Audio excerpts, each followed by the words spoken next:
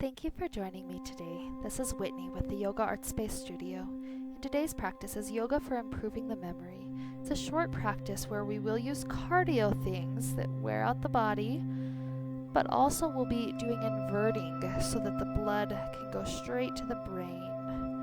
And so we'll begin right up next to a wall, facing it. So when you're there, we'll drop down to the elbows, practicing Dolphin Pose. Elbows rest down. I like to clasp the hands, elbows as wide as the shoulders. Rise the hips up like a down dog, and then walk the toes in as much as you have the flexibility for. We'll repeat a few different things. This first one is just holding this dolphin pose for about 5 breaths or so, helping the hips to lift nice and high. It's kind of exhausting for the shoulders. So now rest down for a moment in child pose. Take a couple of good breaths.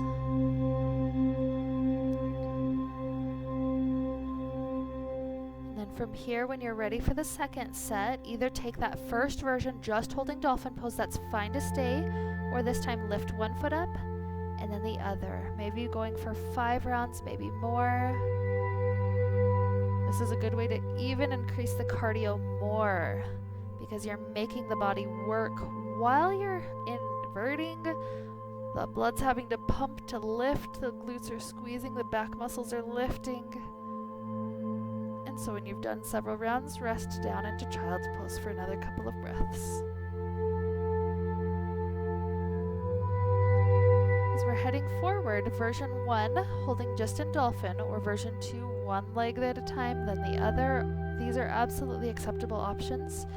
Version 3 would be to kick with a little bit of momentum when you do a leg lift, so the second foot also comes slightly off the floor.